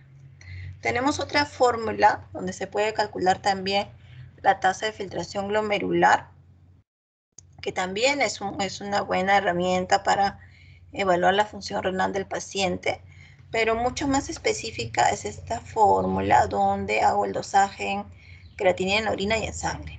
En esta de tasa de filtración glomerular solamente reemplazamos creatinina en sangre, no hacemos medición de creatinina en orina. Entonces esta de la parte inferior es más exacta. Entonces en esta de acá de la sangre solo reemplazamos 140 menos edad por peso sobre 72 por creatinina en plasma, ¿no? O suero. ¿No? Recuerden estos datos de edad, peso y talla. Otro de los exámenes especiales con orina de 24 horas es el calcio, ¿no? Este examen lo vamos a solicitar pues cuando queremos detectar una falla renal intrínseca, ¿no? Cuando hay una secreción inadecuada tal vez del aparato hormona, ¿no? Algún problema de hipercalcemia en el paciente, ¿no? Entonces, la fórmula para este calcio en orina es el dosaje cuantitativo de la muestra de orina del calcio por el volumen de orina en mililitros. El valor referencial es hasta 300 miligramos en 24 horas. Ese es su valor referencial normal. ¿En qué casos podemos encontrar alterados los valores de calcio? En pacientes con hiperparatiroidismo, hipercalciuria, sarcoidosis, acidosis tubular, consumo de diuréticos. Tenemos también otros analitos, ¿no? Como les mencioné en la primera diapositiva, según todos los compuestos nitrogenados, no nitrogenados, orgánicos, inorgánicos. Otros analitos que se pueden pedir en examen de orina 24 horas. Tenemos el ácido úrico, que tiene un rango referencial de 250 a 750 miligramos en 24 horas. Tenemos el fósforo, con un rango de 0.3 a 1 gramo. Tenemos el magnesio, con su rango de 60 a 210 miligramos. Y estos son los analitos en sangre, ¿no? Que nos permiten evaluar la función renal, que sería urea creatinina, ¿no? Es más, la creatinina tenemos valores referenciales según el sexo. Para los varones es de 0.7 a 1.3, para mujeres de 0.6 a 1.1.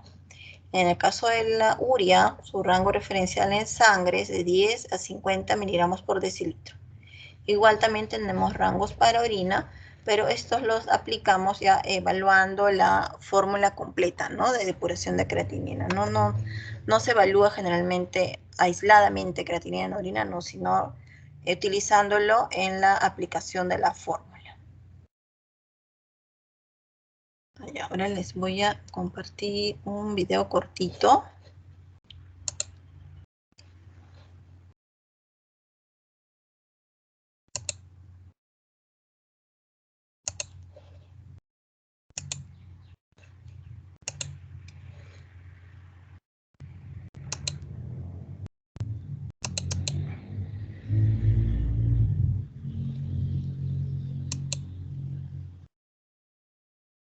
¿Me confirman si se ve, si se escucha, chicos?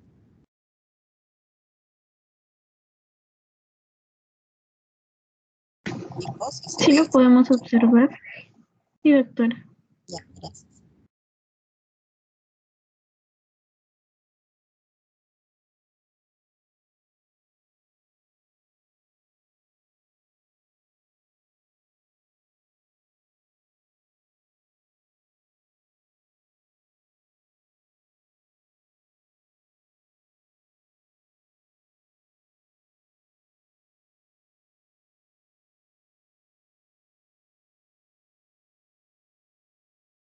Doctora, no logro escuchar. No sé si a los demás compañeros les pasa. Yo tampoco logro escuchar.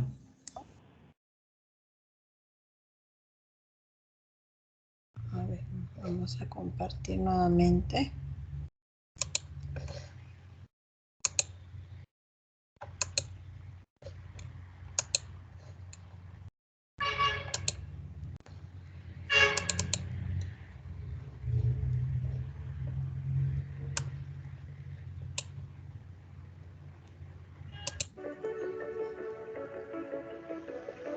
Ahora. Ahora sí se escucha, doctora. Gracias.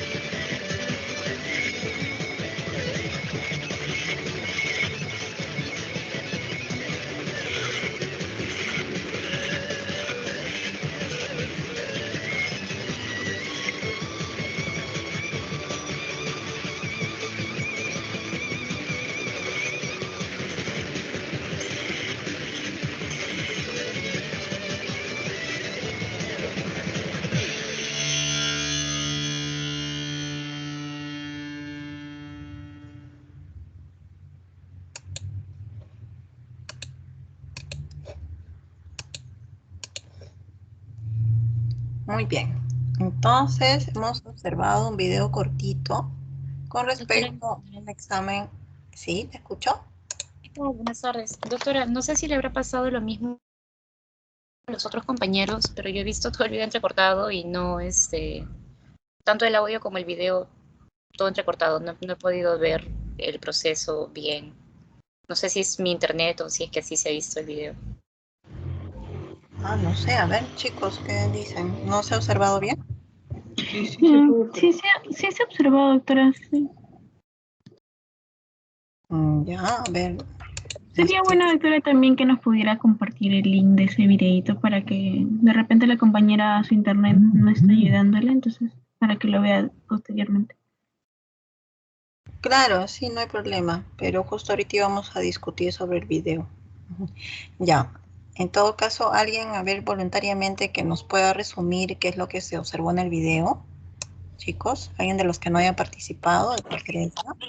Yo podría, Doctora, era la prueba de 24 horas de proteinuria en la orina, ¿no? A ver, Brian Pérez. Sí, ¿y qué observaste? ¿Cómo Vi se que realizaba? cómo era el procedimiento. Primero pasaban, o sea, después de la recolección de la muestra, pasaban a medirlo, ¿no? En cantidad. Luego se le colocaba la muestra, se le mezclaba bien, se separaba en tubitos de 7 mililitros, se centrifugaba 2500 vueltas por un minuto y luego se obtenía la muestra. Teniendo obviamente una tablita, ¿no?, de referencia, ¿no?, que ahí lo mostraban pero breve, no pude ver muy bien la tabla. Claro, ya, pero en resumen viste que hubo una medición del volumen de orina y después un dosaje cuantitativo en un equipo, ¿no? Donde estuvieron registrando unos valores. Muy bien, Brian. La lunática Nina Quispe. ¿Se encuentra? Nina Quispe. Sí, doctora. Buenas tardes. ¿Qué nos podrías resumir del video que hemos compartido? Bueno, yo también lo vi un poco entrecortado, pero algo pude entender en que, bueno, básicamente era para determinar la cantidad de proteínas que habían en la orina en un día. Y como mi compañero dijo, o sea, primero se recolectó en la orina, luego lo pasaron a medir. Creo que luego le colocaban un reactivo que era de albúmina y luego lo pasaban a centrifugar. Y ya posteriormente, de acuerdo a una tabla, se procedía a medir la cantidad, si era normal o normal. La concentración de proteínas, el volumen de albúmina que tenía. Y también una solución de un ácido que también le colocaban. No recuerdo muy bien el nombre, pero básicamente eso era. Ya, muy bien, Tica, correcto.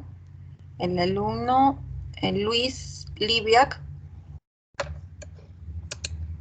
Sí, doctora, buenas tardes. Buenas tardes, Luis. ¿Nos podrías compartir qué has observado en el video? Yo también concuerdo con mis compañeros, yo también vi que medían el volumen, luego lo regresaban a la botella y decía que le echaban un reactivo para la albúmina, que luego durante 5 minutos lo centrifugaban a 2500 repeticiones, creo. Y luego se preparaban ciertas disoluciones, que de acuerdo a eso también salía una tabla con las concentraciones. ¿Y con qué midieron el volumen de orina, Luis? Con una especie de... vertían la orina en una especie de tubo de ensayo grande. Ah, sí, Ahora, es como un tubo grande, por eso tiene un nombre, que es un instrumento de laboratorio que ustedes tienen, ya lo han usado en sus prácticas seguramente. ¿Se acuerdan del nombre? Es una probeta. Una probeta, doctora. Una probeta, correcto, muy bien, ¿no? Y antes estas probetas inclusive eran de vidrio, pero ahora utilizamos, justamente para evitar los accidentes laborales, utilizamos probetas de plástico, ¿no? También antes para cargar cada uno de los reactivos, aditivos, para hacer la medición del analito o cargar la muestra, utilizaban probetas de vidrio también, ¿no? Pipetas de vidrio con las que absorbían un volumen, ¿no?, de la cantidad que se necesitaba de orina, reactivo y todo, que era como unas bombillas especiales que se ponían en la parte superior de la pipeta de vidrio.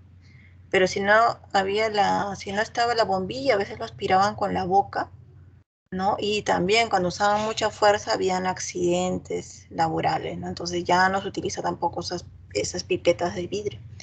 ¿no? Ahora se utilizan unas micropipetas ya con el volumen ya calibrado, ajustado a lo que debe absorber la pipeta, dando solamente una presión en este instrumento, ¿no? A ver, el alumno, Haller Lozano.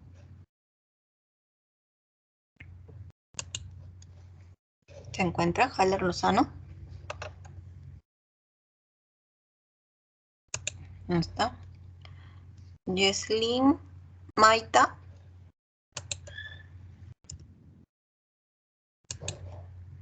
Yeslin Maita. ¿No está? Rosa Muñoz. Presente, doctora. Buenas tardes, Rosa. ¿Qué nos podrías resumir de lo que se ha observado en el video? Doctora, bueno, según lo que he podido observar, se está realizando el procedimiento para el análisis de las proteínas en orina, ¿no?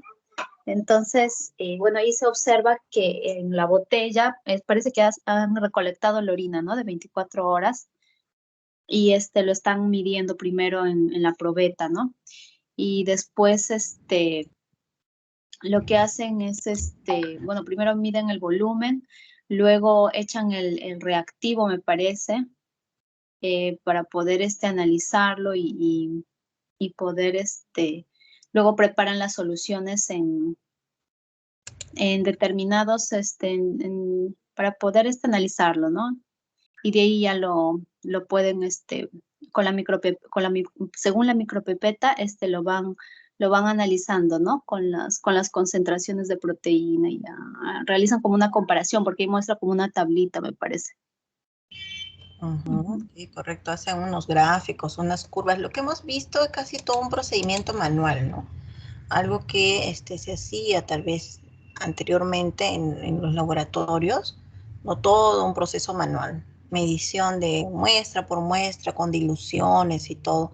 Ahora, a la fecha, utilizamos equipos automatizados, ¿no? Está un poco más sencillo el proceso de estas muestras especiales. Pero como estábamos mencionando, para estos exámenes especiales, el paso más importante es la recolección de la muestra, ¿no? Y es lo que nos va a recordar Mayumi Ñaña. Mayumi. Sí, doctora, buenas tardes. Buenas tardes. ¿Nos puedes explicar cómo se recolecta la orina 24 horas? ¿O qué indicaciones se le dan al paciente?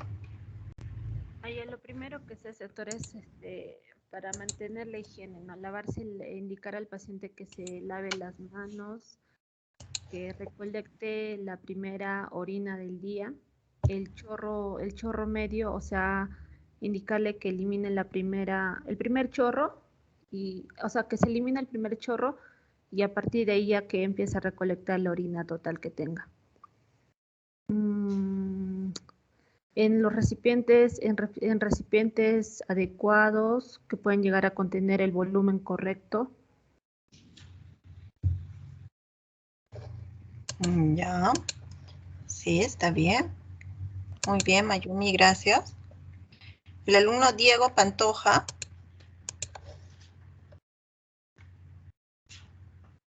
Diego Pantoja.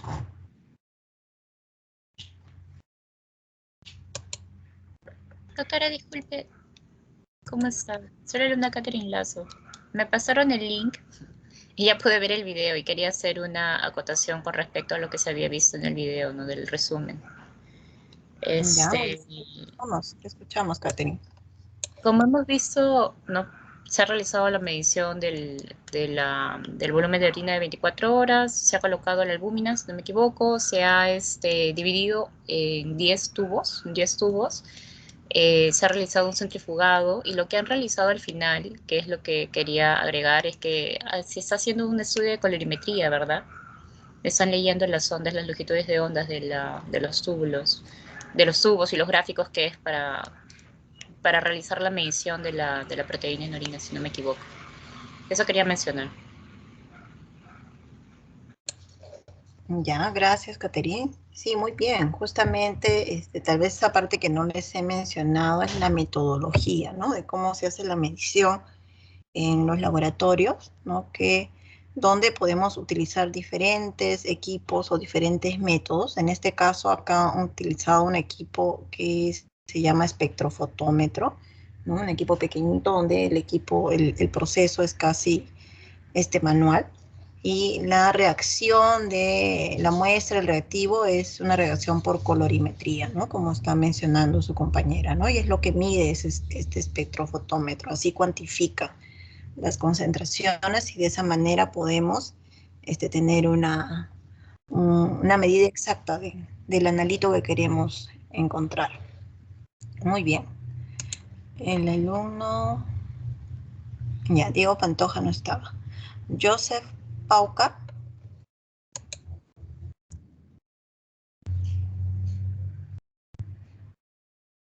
Joseph Paucar.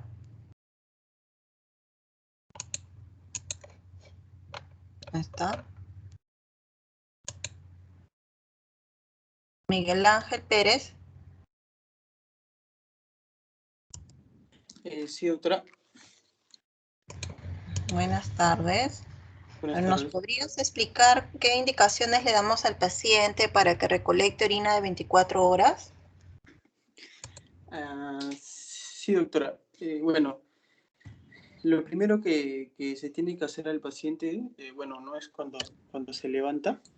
Bueno, tiene que tener, bueno, una buena higiene, pero ni bien se levanta, lo que tiene que hacer el paciente es que tiene que, o sea, el primer chorro lo tiene que orinar, ¿no? Lo va a orinar en la taza y enseguida, ¿no? Ya va a recoger y enseguida el siguiente chorro ya lo va a recoger la orina en un recipiente, ¿no? En un recipiente, ya durante las 24 horas, ¿no?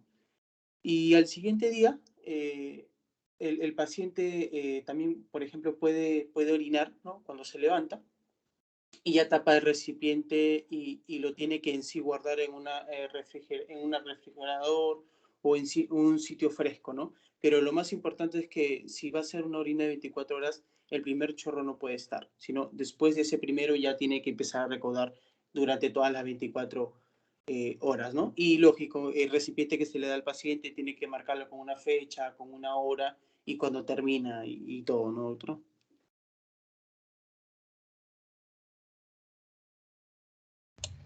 Sí, muy bien, Miguel Ángel. La información está correcta.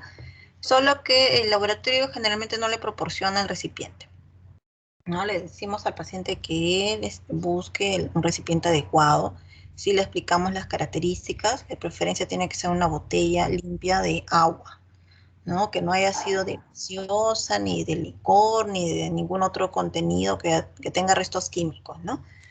Es una Sí, botella que haya doctor. sido de agua. Sí, sí, doctor. Muy bien, chicos. A ver, ¿alguien quiere participar? Isabela Nakamura, ¿te escuchamos? Sí, doctora. Quería hacerle una pregunta. En la diapositiva me parece que usted puso desechar la primera orina de la mañana. ¿Eso es diferente a desechar el primer chorro de orina? Ya, muy buena tu pregunta, muy bien. Sí, es totalmente diferente, ¿no? Porque nos referimos a desechar el primer chorro cuando estamos hablando de una muestra de orina simple, donde voy a recolectar en un vasito, ¿no? Cuando voy a recolectar en un vasito de orina un volumen de 50 mililitros, supongamos, ¿no? El paciente se despierta y va a ser de su primera micción. Entonces, parte del proceso de la limpieza y todo lo demás es que va a eliminar el primer chorro al water, suspende la micción unos segunditos y hace caer el segundo chorro en el frasco, pero es parte de la primera orina, de su primera orina del día. Ahora, en la orina de 24 horas, ¿no? Donde se recolecta, por ejemplo, de 6 a 6 de la mañana, lo que le indicamos al paciente es que la primera orina de la mañana, cuando se despierta en su totalidad, se va al water. No es que primer chorro, segundo chorro, tercer chorro, no. Me despierto y todo lo que tengo en mi vejiga, de lo que tengo ganas de orinar, todo va al water. Y voy a echar en las botellas a partir de mi segunda orina del día, o sea, mi segunda micción. es 8 de la mañana, 9 de la mañana, a partir de ahí empezaré a echar a la botella todo lo que orine todo el día, toda la noche, hasta el siguiente día, incluida la orina de las 6 de la mañana al día siguiente. Y ahí tendríamos el volumen de 24 horas. ¿Sí? Creo que ahí ya aclaré tu pregunta. Muy bien, chicos. Entonces, si no tenemos más comentarios, más preguntas, estaríamos... ¿Sí? ¿Alguien más quiere comentar? No, disculpe, pero a mí no me llamó. A ver, usted es... Pérez Arpiña Leonardo. Leonardo Pérez. Sí. Leonardo Pérez. Ya, ve Leonardo. Te escuchamos. ¿Qué nos puedes compartir del segundo video? ¿Qué observaste? Bueno, más que todo, doctora, ¿no? Que mediante la probeta, primero se midieron, ¿no? El volumen de la orina, después no, se colocaba el reactivo, ¿no? De la albumina y se mezclaba, ¿no? Bien, al tomar una, no sé cómo, alicuota, creo, doctora, ¿no? De 7 mililitros y luego se centrifugaba, más o menos, por 5 minutos. Y bueno, al final también uno, ¿no? Se hacía una tablita, ¿no? Y el tubo de ensayo se le iba a poner a una muestra de orina, ¿no? Con 2.5 mililitros, creo, de ácido sulfosacílico, ¿no, doctora? Sí, sulfo salicílico.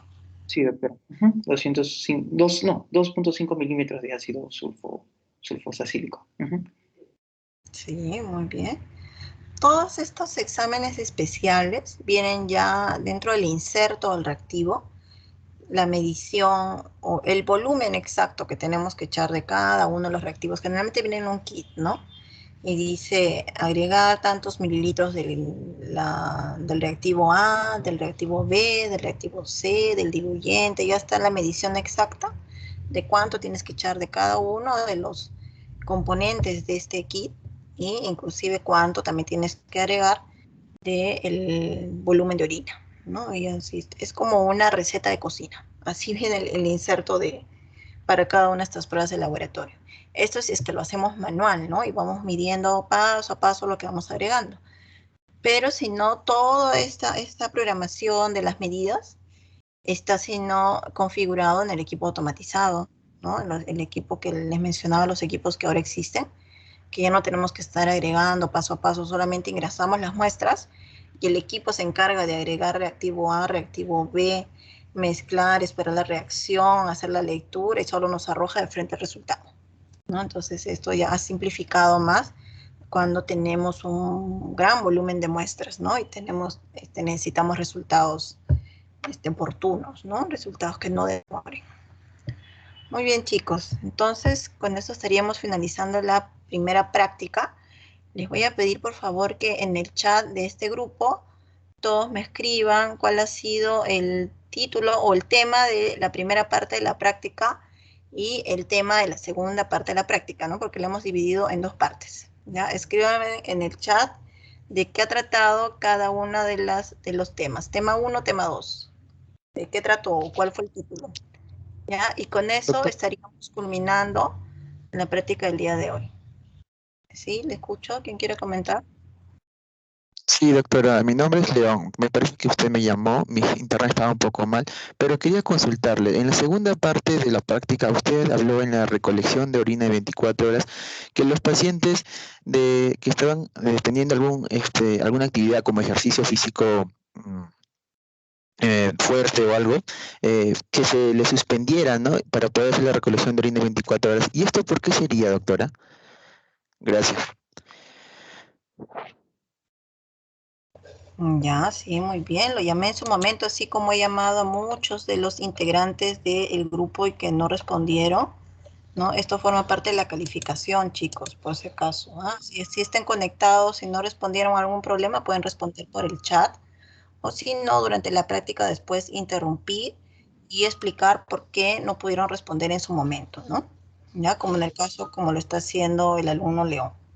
Ya, porque no es solamente quedar conectado y no participar. ¿Ya? Recuerden que esto tiene una calificación integral, Con respecto a tu consulta de los ejercicios, cuando tenemos un ejercicio físico intenso, podemos eliminar ciertos analitos en el contenido de la orina, ¿no? Por ejemplo, proteínas, ¿no? Va a variar también el estado de la densidad, la concentración de analitos bioquímicos, ¿no? Entonces, según lo que quieras medir, como todos estos son analitos bioquímicos, los componentes que analizamos en las pruebas especiales, de preferencia es reprogramarlo cuando el paciente sigue una actividad habitual, ¿no? Que no le genere ejercicio intenso, que no le genere estrés, que no esté tomando medicación, nada que pueda hacer interferencia, ¿no? Si no es de mucha urgencia y el examen puede esperar, mejor reprogramarlo en un par de días. Ya, chicos, muy bien. Entonces, por favor, espero 5 minutos en el chat y eso sería todo por el día de hoy. Que tengan buenas tardes. Les agradezco por su participación. Hasta luego. Gracias. Gracias, doctora. Buenas tardes.